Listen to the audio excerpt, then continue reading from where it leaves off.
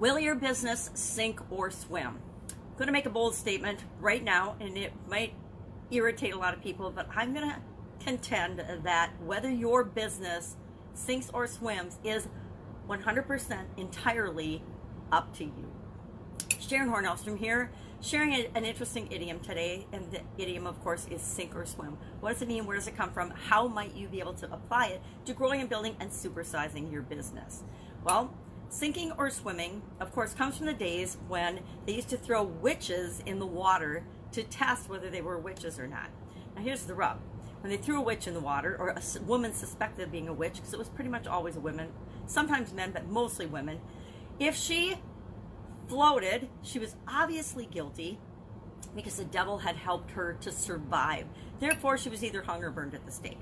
If she sank and died, she was obviously innocent of witchcraft, and therefore, her name was cleared, but she was still dead. Either way, in that situation, whether you sank or swim, you still ended up dead. So you really didn't have a way to succeed.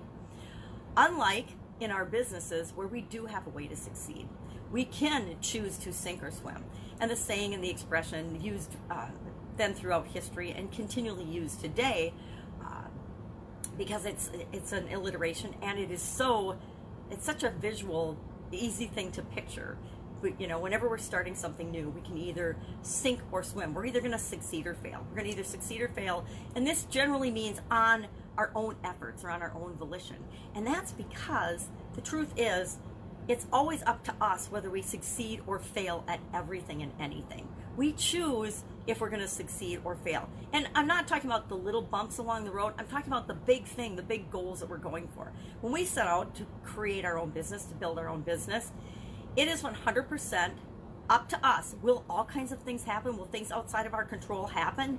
Yes, but it is always up to us to choose and decide if we're going to continue to go for our goal, if we're going to continue to build that, grow that business or not.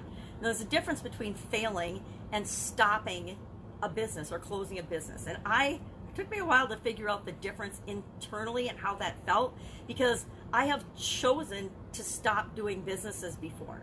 And my braising and my experience told me that that was a failure. And as long as I defined discontinuing a business as a failure, it felt like I was sinking. But when I realized that making a conscious business choice to close a division, to stop doing business with certain individuals, or to move in a different direction, it isn't a failure. It's just a move in a different direction. But that's entirely up to us. Sometimes environmental things and things outside of our control change, and we will decide to stop doing something. We'll close a business, we'll close a location, we'll do something different.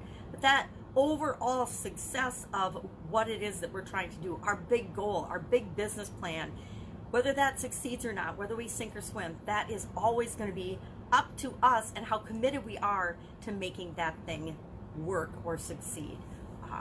Sink or swim. I actually really like this expression, because I think that over time, I used to feel a lot more like things were black and white and sink or swim, do or die, when I was younger. And as I've gotten older and had more experience, and I think that experience helps us to understand that we can set up the game to win. We can set our businesses and every goal that we go after up as a success if we know that the little failures along the way aren't the end of the world. They aren't the end of the endeavor. They aren't the giving up the goal. They're just a stepping stone on the way to achieving the big thing that we want, the big goal that we want. And when we're growing and building a business, that is a big thing. That is a big deal. That is our way to impact and change the world. It isn't just about, putting food on the table and taking care of our kids and making sure the kids have shoes. It's about creating something more, having an impact on the world. And once we commit to that, I learned this too somewhere along the way of my experience. Once I commit to something and I say I'm going to do it and I set a goal for it, it's impossible for me to sink, because I'm going to figure it out. I know that no matter what happens on the way to that goal, there's going to be a lot of bumps, there's going to be a lot of curves, there's going to be a lot of things outside of my control that try to knock me off track of achieving that goal. But once I've committed to it, it's going to happen. And that's the difference between sinking or swimming. It comes from within us, and we decide and choose what we're going to go for and what is going to derail us, what we are or are not going to let impact us. And I think that's the power that we all have that sometimes we don't realize. And once we do realize that, we're kind of unstoppable.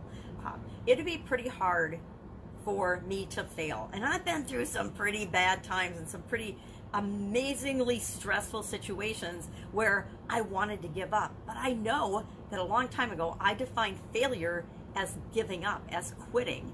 And, you know, as long as I'm living and breathing, I'm moving toward what I want.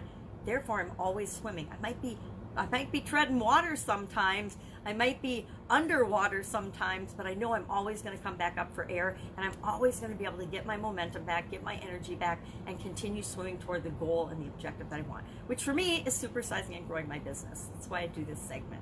So, would love to know your stories and your experiences with sinking or swimming. And if you too kind of feel like the more experience you get, the less worried you are about drowning, the more you know that, yeah, stuff's going to happen, but you're going to figure it out. I wonder if other people feel that way too. I'd love to have you share in the comments below. That's it for today. If I can help you in any way, hit me up and just message me.